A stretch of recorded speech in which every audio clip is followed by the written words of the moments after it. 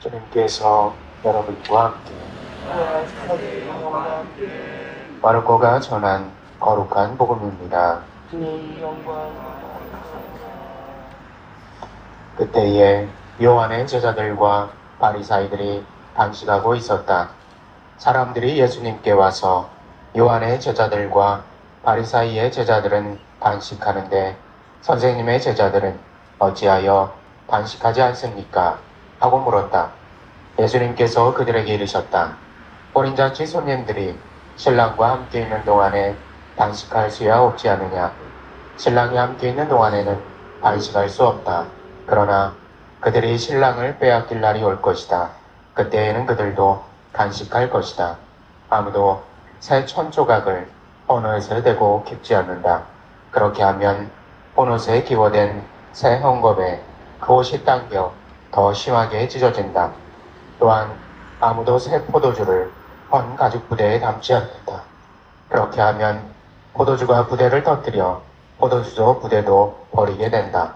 새 포도주는 새 부대에 담아야 한다. 주님의 말씀입니다. 오소서 성령님. 네, 반갑습니다. 저는 전의료대전 교구 생태환경위원장 김대건 베드로 신부입니다. 그리고 지난 화요일에 교구 인사 이동 발표가 있었는데요. 사회복음화국장으로 임명을 받아서 오전에 교구청에 가서 인수인계를 하고 왔습니다. 작년 성탄 전날 삼척에 가서 파략 순례 비사를 하고 이런 상황에 대한 얘기를 듣다가 현 정부의 여러 가지 상황들을 얘기 듣고 그것을 대처하기 위해 무엇을 어떻게 할까 고민하다가 갑작스럽게 파렉 순례를 연초에 하겠다는 소식을 듣고 전 일정을 함께 할 수는 없지만 뭔가 도움이 될 일이 있으면 함께 하겠다 말씀드렸더니 미사를 해달라고 요청이 들어왔습니다. 그래서 지난 1월 5일부터 계속 걷고 계신데 마음으로만 함께 하다가 현장에서 오늘 함께 하게 되었고요. 이것은 뭐니 내일 서울에서 마무리가 됩니다.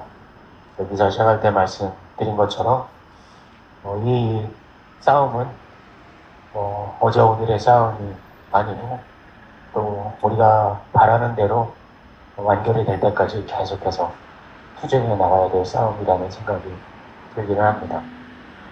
이 자리에서 미사를 하려니까 또 감회가 새로운데요. 처음 여기서 미사를 한 건 제주도 제2공항 반대를 위한 투쟁 천막이 저 신호도 건너편에서 마련되어 있어서 시작을 했다가 뭔가 좀 가시적인 성과가 드러나서 마무리가 되나 싶었더니 새만큼 신공항 건설 또 한다고 해서 반대 투쟁하는 거를 또 하다가 그게 이제 또 전북 환경청으로 넘어가면서 그쪽으로 천막이 옮겨지면서 올 일이 없었는데 이렇게 또 오랜만에 와서 감회가 새롭긴 합니다.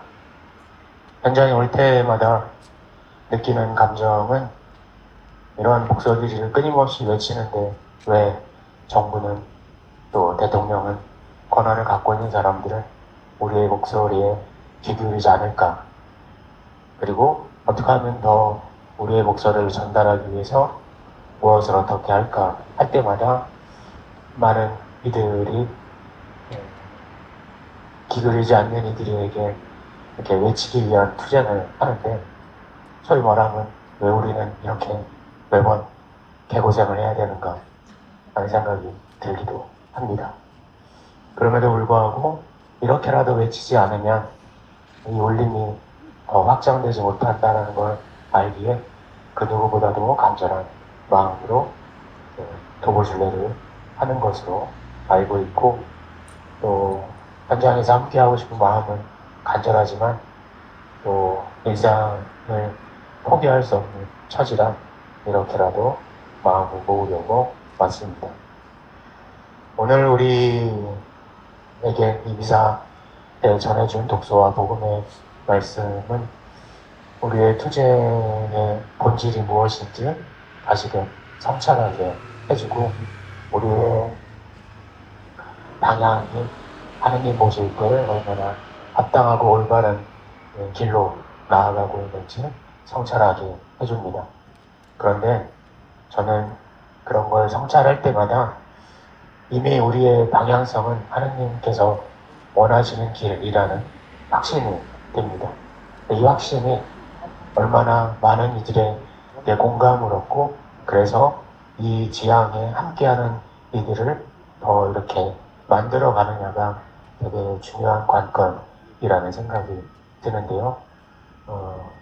그러한 노력들이 점점점 이렇게 확장될 수 있으면 좋겠다는 생각이 들고 지금 당장 그런 열매를 맺지 못해서 답답해 할 수도 있고 속상해 할 수도 있고 그래서 이걸 하는 게 무슨 의미가 있나 포기하고 싶은 마음이 들기도 하지만 신앙 안에서 성찰을 해보면 지금 당장 열매 맺는 게 아무것도 없는 것처럼 여겨진다 하더라도 자신을 온전히 내어놓는 우리의 투신이 하느님께 닿으면 하느님께서는 전혀 예측하지 못한 상황으로 결과들을 만들어 주는 체험을 사정을 살면서 하게 됩니다. 그래서 어쨌거나 제가 할 수 있는 것들 또 이 자리에 함께한 여러분들이 각자의 삶의 자리 안에서 또 생태학생의 현장 안에서 할 수 있는 것들을 찾고 그것을 만들어 가시고 그것을 여러분의 신앙으로 주님께 봉헌할 수 있으면 좋을 것 같고요. 그런 것들이 모여서 언젠가 우리의 바람이 이루어질 날이 오리라 생각합니다. 그 날과 때는 우리의 기대치와 다르게 드러나겠지만 하느님께서 분명히 우리에게 열어주실 거라 생각을 하고 그렇게 우리의 마음을 모으면서 우리가 할 수 있는 것들을 만들어가면 좋을 것 같습니다. 어쩌면 그 첫걸음은 나 자신을 내어놓는 거라는 생각이 듭니다. 이렇게 미사할 때마다 많은 분들이 주님 추운데 아테리아에 스스로 주시는데 제가 거부하고 있습니다.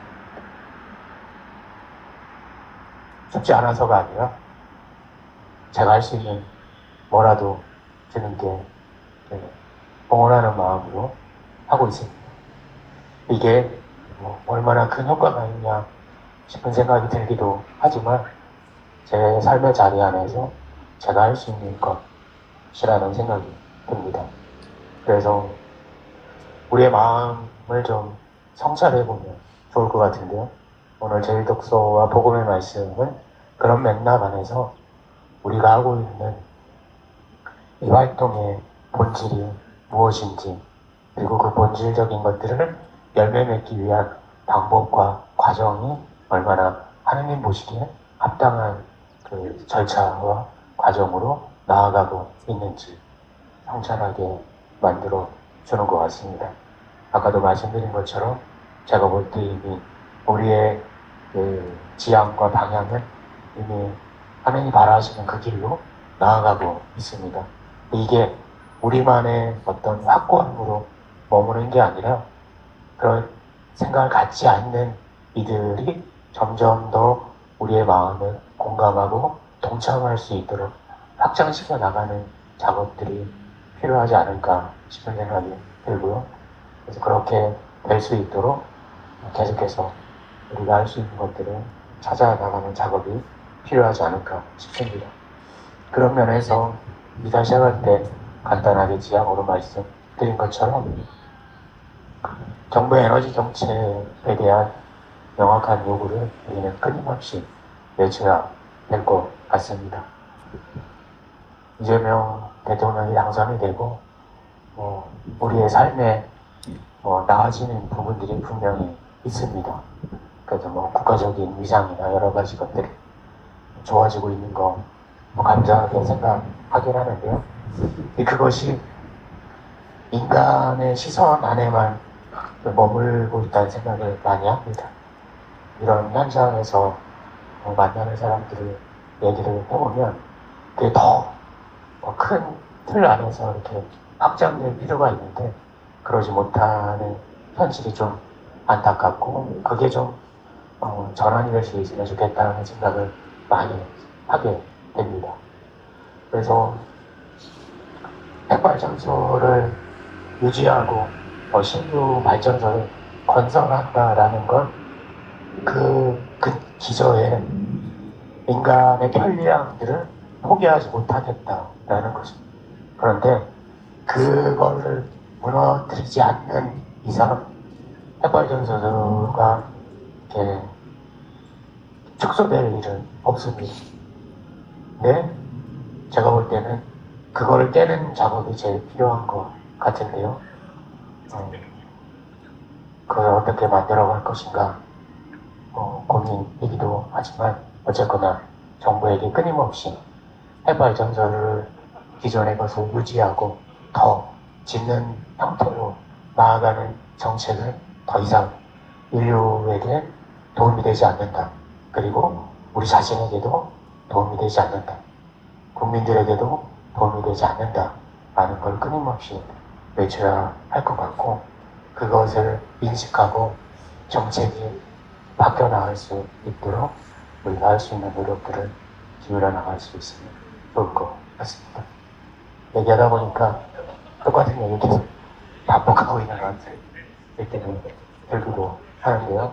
어쨌거나 이 추위에 고생하시는 이분들 건강을 잃지 않고 잘 계획한 것들 마무리할 수 있으면 좋겠고 또 그런 우리의 마음들이 모아져서 정부에 또 대통령에게 그런 것들이 잘 전달될 수 있으면 좋겠고 그래서 정부의 정책들이 기존의 것들을 유지하는 게 아니라 혁신적으로 전환이 이루어질 수 있으면 좋을 것 같습니다.